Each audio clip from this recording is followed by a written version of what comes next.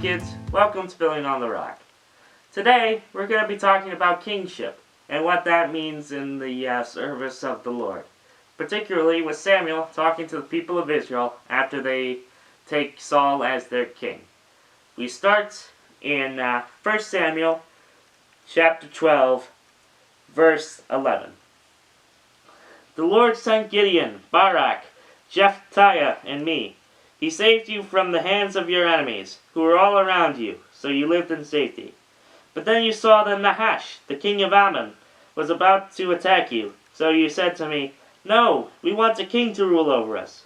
You said it even though the Lord your God was your king. Now here is the king you have chosen. He is the one you asked for. The Lord has placed a king over you. But you must have respect for the Lord. You must serve him and obey him. You must not say no to his commands. Both you and your king who rules over you must follow the Lord your God. If you do, that's good. But you must not disobey him.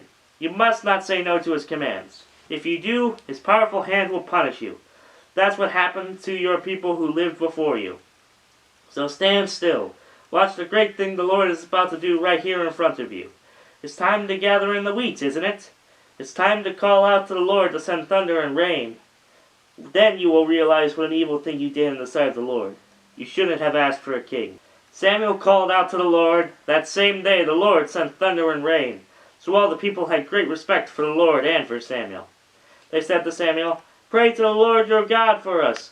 Pray that we won't die because we asked for a king." That was an evil thing to do. We added it to all of our other sins. "Don't be afraid," Samuel replied. "It's true that you have done all of those evil things. But don't turn away from the Lord. Serve him with all your heart. Don't turn away and worship statues of gods. They are useless. They can't do you any good. They can't save you either. They are completely useless. But the Lord will be true to his great name. He won't turn his back on his people. That's because he was pleased to make you his own people. I would never sin against the Lord by failing to pray for you. I'll teach you to live in a way that is good and right. But be sure to have respect for the Lord. Serve him faithfully. Do it with all your heart. Think about the great things he has done for you.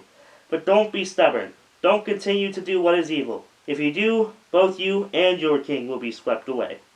You see, the problem is, a worldly king is not quite as good as it seems to be.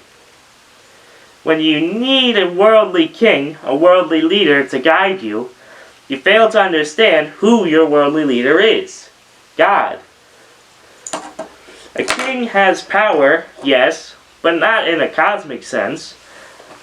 Any ruler can really only control a small portion of a small section of a world. Well, be that the laws that people often don't listen to anyway, or the enforcers who often disobey their orders. You cannot get people to be controlled, and God never tried to control anyone. But rulers always do. God wanted to guide people towards what he said is the right way to live. Rulers want people to listen to their power because that is the only way their power has meaning. But God doesn't need us to listen to have power. God can topple any king in a second. And he will. But he wants us to follow him, not because he needs us, but because he loves us. And that is the thing that is different between worldly leaders and God. When we seek worldly leaders, be them presidents, dictators, charismatic preachers, or even someone like me, we're missing out on the point that he is the leader. And you should always listen to him more than you listen to me, more than you listen to a king, more than you listen to anyone, including your parents. That's how we honor our father and mother, by listening to God. We give them honor, even if it isn't what they want. And we shouldn't hold leaders in high esteem because God doesn't hold them in high esteem. And God loves us far more than any of our leaders ever will. So, it's not something that you can really get rid of, and you're not supposed to just disobey your leaders willy-nilly because that causes disruption and bad things to happen to people. Because rules are there for a reason, but if they disobey God, then you go with God every single time.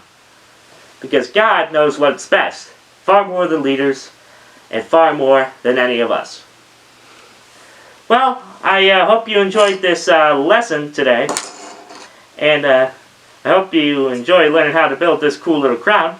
It's got a good gem on the one side, and an evil gem on the other side, so you can have like a turncoat. Well, I'll see you in the build.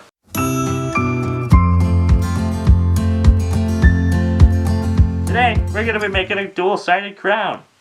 It's easier than it looks, I assure you. To start, you're going to take a 2x4 yellow brick and place it on your table, like so. And then, you're going to take 1x3 dark yellow pieces and 2x4 dark yellow pieces. You can see that they got holes underneath, which you can perfectly slide your studs into to make them a nice good connection. With that, you are then going to attach it, leaving one stud off each side to give a nice 2-stud gap right there, which makes it look like it's kind of wearable. Then you can sit it upright, but for the purposes of this, we're just going to leave it to the side. Then you're going to grab two 2x3s in the same yellow as the base piece and attach them with that same bit of gap, leaving a 1-stud gap right there.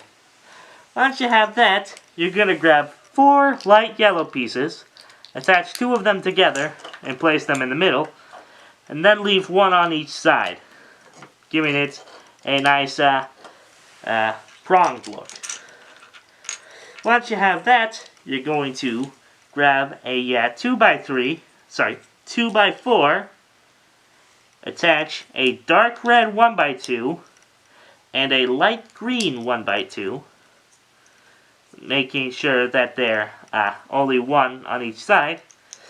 Connect with the light yellow 1x2s on either side, and then top off with another dark yellow 2x4.